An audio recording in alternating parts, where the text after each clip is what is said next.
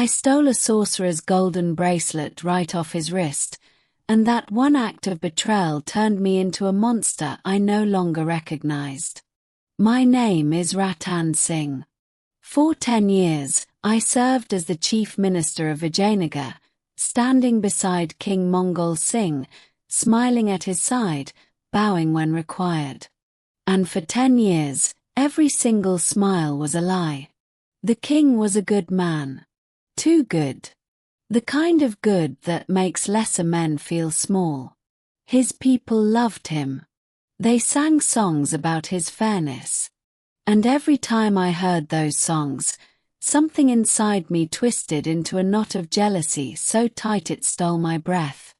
I wanted his throne. I wanted his crown. I wanted the people to bow to me. My closest companion in this dark dream was a man named Madan Singh, as cunning as me, maybe more. We would meet in secret, deep in the forest, beneath an old tree where no one could hear us plot. "It's been 10 years, Madan said to me one evening, his eyes sharp with impatience. 10 years since you told me your dream of becoming king. And what has changed? Nothing. The people still hate you. They still love him. And now his wife is pregnant. If she gives birth to a son, your dream dies forever." His words hit me like a blade. He was right. A son would mean an heir.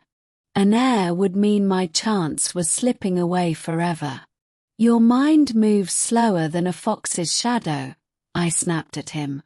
"Do you have a solution, or did you bring me here just to remind me of my failures?" Madan smiled, that same wicked smile he always wore when he had something useful to say. "I've heard the king has invited an old friend to the kingdom. A sorcerer.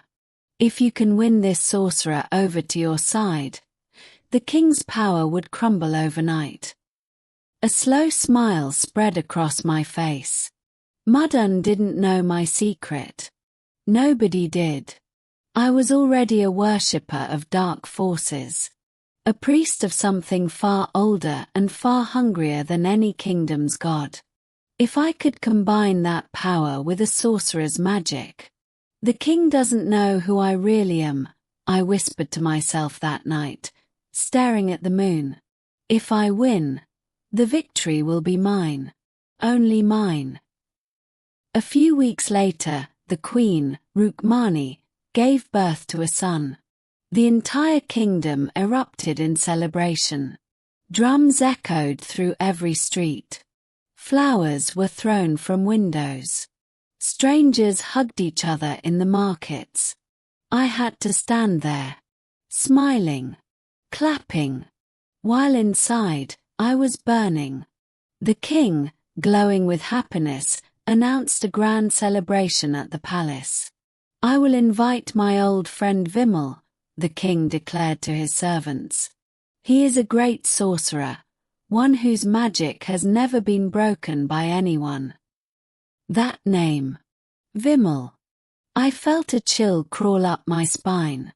If this sorcerer was as powerful as the king claimed, he could become my greatest obstacle. Or, if I played my cards right, my greatest weapon. Madan and I approached the king that same day. "I will raise my son to be brave. I will train him in the art of war until he becomes the greatest warrior this kingdom has ever seen. That is why I have named him Bahadur Singh." Bahadur. Brave. The name alone made my jaw clench. "I heard you've invited the sorcerer Vimal," I said, keeping my voice calm. "Yes, Minister Ratan Singh. In fact, you will accompany us to welcome him at the border of Vijayanagar." The king walked away, satisfied, leaving me alone with Madan. The moment he was out of earshot, I let out a short, bitter laugh. "This king is the biggest fool in the world," I said. "He has a friend powerful enough to conquer kingdoms with magic alone, and yet he sits here, content, ruling over this one small piece of land. He doesn't even understand the weapon he's holding. True, Minister, Mudan said, his eyes gleaming. But if this sorcerer Vimal joins your side instead, this kingdom would look so much better wearing your crown. That evening, the entire palace gathered at the edge of the forest that marked Vijayanagara's border. King Mongol Singh stood with his soldiers and ministers, waiting. Then, riding through the trees on a magnificent horse, Vimal arrived. The king ran forward and embraced him like a brother. "This is my dear friend, Vimal," the king announced proudly to all of us. I stepped forward, studying this man. He looked ordinary. Plain robes. A calm, almost foolish smile. Nothing about him screamed powerful sorcerer. "Maharaj," I said, careful to keep the mockery hidden beneath false politeness. "You said this man is a great sorcerer. But looking at him, I don't sense even a trace of magic." The king laughed warmly. "Don't be fooled by his simple face, Minister. If he wished, he could conquer the greatest kingdoms with his power alone. But my friend has never been greedy." "Forgive me, Maharaj," I said, bowing slightly toward Vimal, my eyes never leaving his, "but I see no magic in him at all." Vimal turned to me, smiling, and for just a moment, I felt like he was looking straight through me, into the darkness I kept hidden. "You haven't seen my magic yet," he said softly. "I suppose I'll have to show you. But first, I want to see my friend's son." We all walked back to the palace. In the king's chambers, a maid carried baby Bahadur forward and placed him gently in Vimal's arms. The moment Vimal touched the baby's forehead, golden light exploded across the room, washing over the infant's tiny body. For one heartbeat, Bahadur's eyes turned a brilliant, glowing blue. Then, just as suddenly, everything returned to normal. I stood frozen, my heart pounding. What did you just do?" I demanded. "I have placed extraordinary powers inside the prince," Vimal said calmly. "Through my magic, his mind now holds the knowledge of every fighting technique, every strategy of war. And more than that, limitless magical ability. When he grows up, he will even be able to fly. No army, no matter how large, will ever be able to defeat him." The room felt like it was closing in on me. Madan leaned close and whispered urgently in my ear. "He's placed magical powers inside the prince. Ratan Singh, what do we do now? Everything is finished." "Calm down," I whispered back, forcing my voice steady even as panic clawed at my chest. "The night isn't over yet." I turned to Vimal, plastering on my most charming, deceitful smile. "We won't know if these so-called powers are real until the prince grows up, will we? I would much prefer to see your magic for myself. Right now." Vimal studied me for a long moment, and something in his expression made me feel like a child caught stealing. "I know exactly why you want to see my magic," he said quietly. My blood ran cold. Did he know? Could he see into my soul? "Then tell me," I said, trying to sound amused instead of terrified. "Why?" "Because you are an extremely ambitious man," Vimal said simply. "So tell me, what would you like to see?" I swallowed my fear and forced out the words. "Can you make me fly?" "Of course," Vimal said, smiling as if it were the simplest request in the world. "Why not?" We all walked out to the palace gardens. Under the moonlight, Vimal began moving his hand in slow circles. Colorful sparks of light burst from his fingertips, swirling together until they formed a beautiful, glowing carpet that floated gently into his open palm. He laid the carpet on the ground.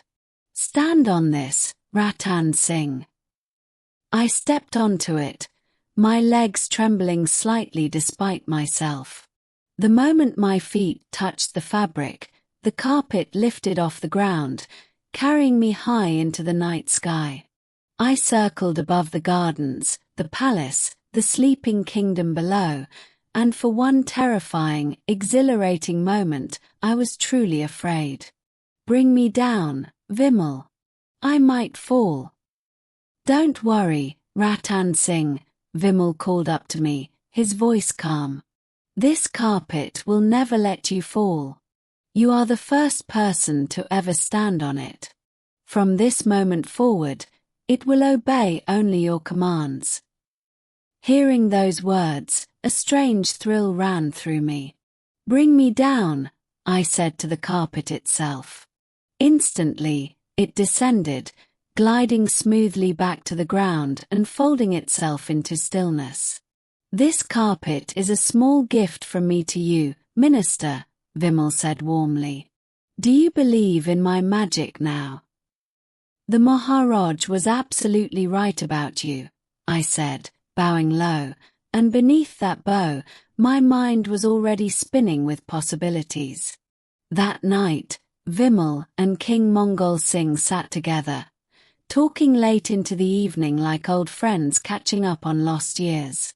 I watched them from the shadows, that golden carpet folded under my arm, my thoughts racing.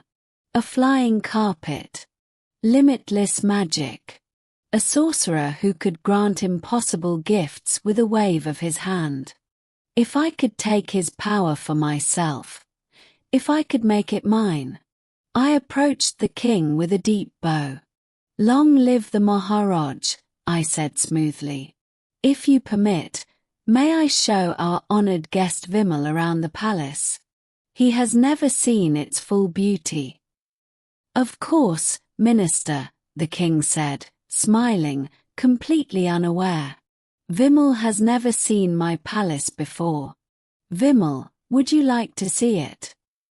Vimal rose with a gentle smile and nodded. "Lead the way, Minister."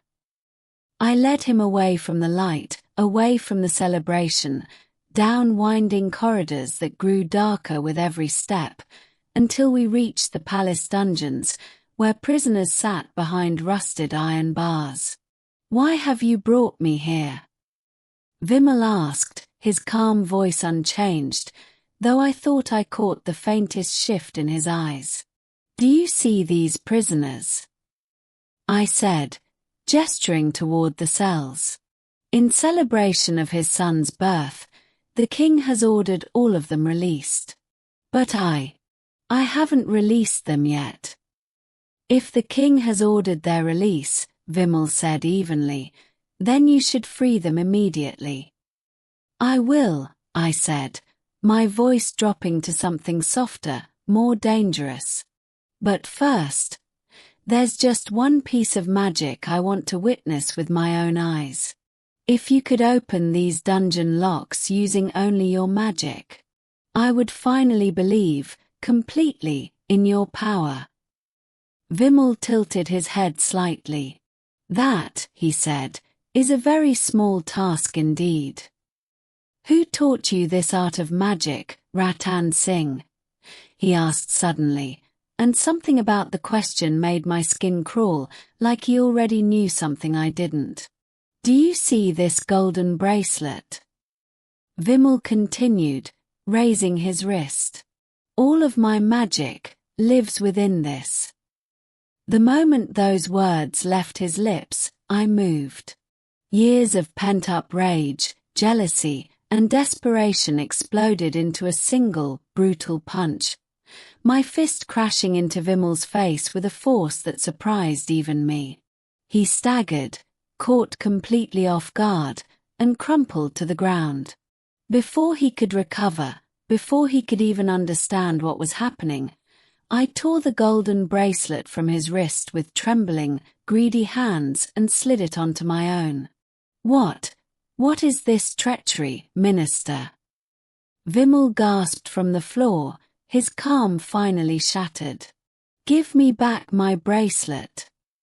That, I said, my voice cold as ice, is not going to happen. Fool. The words had barely left my mouth when a massive eagle came swooping through the dungeon's narrow window, its wings beating against the stale air. It landed near Vimal, turned its sharp eyes toward him, and spoke, in a clear, human voice. Look at what's become of you, Vimal. You're useless now. And then, in the blink of an eye, the eagle vanished into the night. But what happened next made my blood freeze in my veins. Right before my eyes, despite losing his magic, despite the bracelet now glowing on my wrist, Vimal vanished too. Completely. Gone. I stood there in that dark, silent dungeon, the stolen bracelet burning against my skin, my heart hammering with a mixture of triumph and absolute terror. I had the power now. The magic. The flying carpet. Everything I needed to finally take what was mine. But as I stared at the empty space where Vimal had been standing just seconds ago, one question echoed through my mind, refusing to let me go, refusing to let me feel anything close to victory. Who, or what, was that creature speaking in human words? And more terrifying than that, who, or what, was Vimal really?